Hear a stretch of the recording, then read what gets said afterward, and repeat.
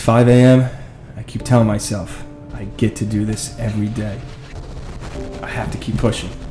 I have to conquer this disease. When I feel weak, I have to remind myself, have a strong mind, have a strong body. So, and then around the corner is where actually I grew up. This is my block, Henry Boulevard. Grew up right over here. This White House here. This is my hometown house. This is where some great memories happened as a kid.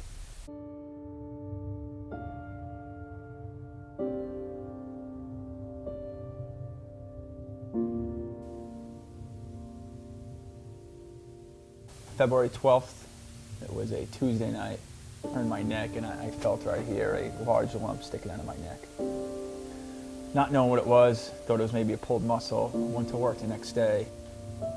So on the morning of February 15th, it was a Friday before February break, Matt and I are both teachers in the same building, Sachem North, and my principal came to my office to tell me to get all my stuff, all my belongings, I don't need my grade book, but to take a walk with her down to her office. So as we were walking down there was minimal conversation. I really had no idea what was going on. I went to my doctor in Holbrook, and he sent me for a CAT scan. 8:45 in the morning, I'm teaching my earth signs, and I get a text from my doctor, who's a good dear friend of mine. I've known him for about 15 years, and his text to me was, you need to call me now. And Matt's in there hysterically crying, saying that he got a call from his doctors. I said, well, what happened? The kids were taking notes. It was very quiet in the classroom. I remember that you couldn't hear a pin drop of my students. And I went back into the room, and I called my doctor, and I said, hey, what's going on? What do you have for me? What's with this lump?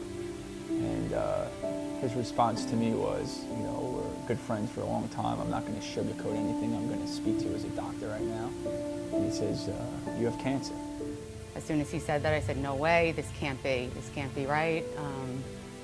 It was awful. We sat there for about 10 minutes, crying. I was in shock, disbelief, but kind of like maybe he could be wrong. He's not a cancer doctor, just my primary physician. And I said, what makes you think that? And he says, well, the CAT scan you took is showing that it's cancerous. So he goes, you need to leave school this moment and get out. I have an appointment set up with you in 2 hours up in Stony Brook. And it was just a day of crying and trying to go to doctors and getting appointments and seeing really what was really going on, because we were still in shock that this can't be right. Maybe they misdiagnosed it. I try to tell people I'm not trying to survive, I'm trying to conquer this.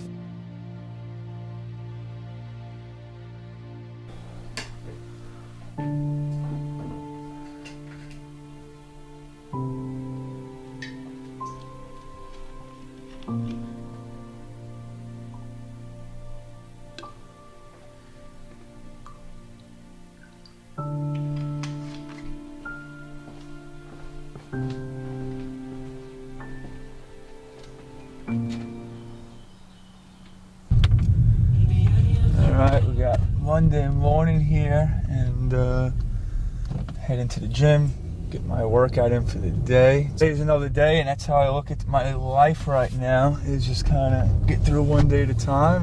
What if I just changed the way I look at the world? What if today is just the beginning? What if I decide who I'm going to be and become it? What if my actions can create a ripple effect that will transcend space and time? What if impossible isn't fact? What if it's opinion? And what if I don't buy it? One of the things I've learned over our time together as friends and as, as brothers, as I think of it, that he is one of the most competitive, determined, passionate people that you'll ever meet. The things that he's most passionate about, his family, his kids. He goes after everything 100 miles an hour. It's one of the most infectious things about him. Like, that's who he is. So, what are we going to do, today? The girls are going to camp. Want fruit? Strawberry, banana, blueberry? It's delicious. How'd you guys sleep? Good? Yeah. I made my bedroom. You made your bed. You're supposed to make your bed. Yeah, but you don't make your bed. Just at Sloan Kettering right now in Comac. I got some blood work to do today. My liver counts are pretty high, so actually I'm off my treatments right now. So we're hoping to, some good news going in, get some blood work, get the results in a couple of hours. All right, let's go do this. Let's go.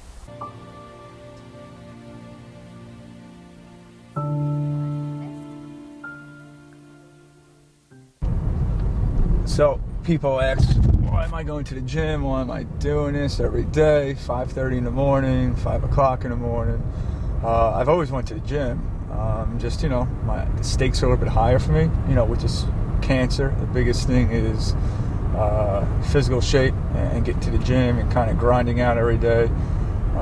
So that's why I go. I mean, well, honestly, if I miss a day, I feel like it's a day cancer is beating me. My new slogan is in life is I don't have to go to the gym.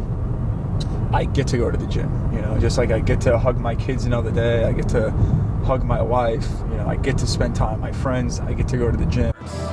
When you have to ask yourself if it's worth it, and consciously avoid quitting and turning to an easier approach, remember, anyone can run downhill.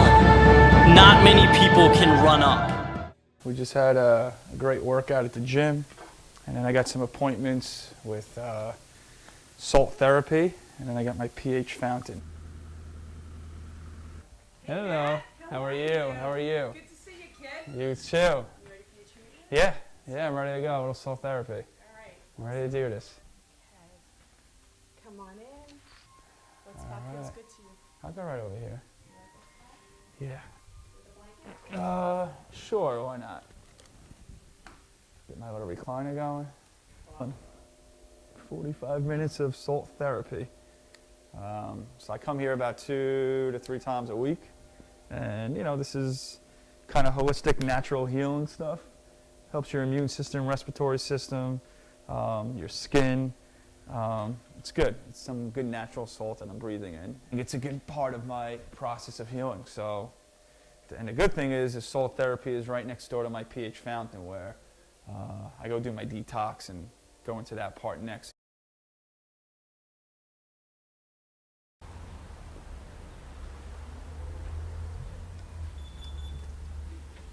What's up, Patrick? How are you? Sauna vibration therapy. Yep. Awesome. And you fill 3 gallons? Yep, 3 gallons to fill up. Stick it on the side, I'll fill it up for you just so you can hop right into the Okay, services if you awesome. want. Awesome. All right, my man. That last door on that left? Yeah, come on back. I'll set it for 35 minutes, gives you plenty of time to be able to get yourself situated. Awesome, Half thank you. gallon glass, fresh set of towels, sauna vibration therapy. Awesome. I'll see you when you return. All right, thanks, my man. Enjoy it. All right.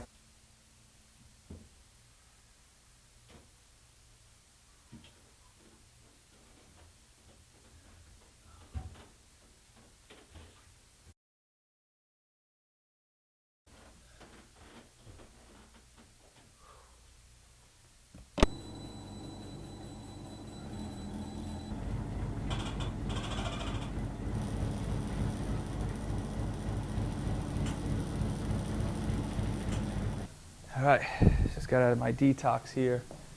So this is the water, nice high alkaline water we pick up that I've been kind of putting in my body. But the detox is great. It's 35 minutes of a sauna and then 10 minutes of a pulse machine. So it's really heating up my body, shaking all the negative ions out. I feel great every time I leave this place. I come here 3 times a week, get my water, bring my jugs back to my house for the kids and the family. It just means so much to me. It just means, that the love is everywhere, the support is everywhere. That, living in a community like Sachem and having the support from everyone in the community has really lifted my spirits up and made me truly fight for this disease. When I heard, I just didn't believe it. It's been a guy who's always been kind of a superhero to me, where as I was a 9th, 10th grader on JV and varsity, terrified of him, becoming great friends with him, and then developing a relationship where he was a best friend and a role model. I'm still looking at him like he can't be broken. When I heard about the news, a couple months ago, it was like the world just stopped, you know, in time. It was really tough to think why, you know, did it have to be with somebody that I looked up to so much. For most people, when I think, you know, this is going to be something that I don't know if they can handle, you know, but for him, I was like, this is it. This is his wheelhouse. Like, he'll go out at 100 million miles an hour and do whatever he can do to get out. He never shies away to talk about it because he just knows. Like he says, every day's a game day. He's a fighter. Every day he laces up and he competes. That's what he does. He competes and he doesn't lose. And this is the same thing. He's not gonna let this thing beat him. He's gonna get up every day, not complain. He's just gonna do what he's gotta do. He's gonna beat it. Well, if there was anyone that could beat it, it's Dezy. I mean, you hear everyone say that, and it's because everyone believes it. I mean, no one works as hard as he does. He's got it in him, and everyone believes in him. He's got so many people in his corner. And, you know, the first call I had to call was my parents. So that was difficult. That was really difficult. You know, you call your parents who brought you into this world, you know, and brought you into this world, and now, you know, their kid is there's stuff going on that could possibly kill him. Not that he's perfect, nobody's perfect, but he showed what he really was, and the kids looked up to him. But let me tell you something, everybody in that school knew him. I learned from our ACAD volleyball team a book they read this year. It talks about it. There's a part in it where it talks about that we get to do things in life, and people don't realize that, right? How many people wake up every morning and say, I have to go to work today, right? I have to go here, I have to go to the gym, You don't have to do anything. You can sit in the couch all day if you want, right? But when you say you have to, it's such a negative self-talk that goes into your mind. And it starts off your day in a negative way, all right? Instead, now with my cancer, my new lens in life, because my lens in life is a lot different than most people now, is when that alarm goes off at 5 o'clock, I actually get excited and say, I get to go to the gym today. Because it's another day I get to do something to heal myself. Right? I get to see my kids. I get to hug my wife again. I get to go to work. I get to go to practice. So there are things that I am using mentally now to really make my mindset stronger through this. And if I think I'm going to die through this disease, guess what? I'm going to die. Right? If I keep telling myself I'm going to beat it, I'm going to beat it. And that is my whole purpose in life right now, is to beat this every day.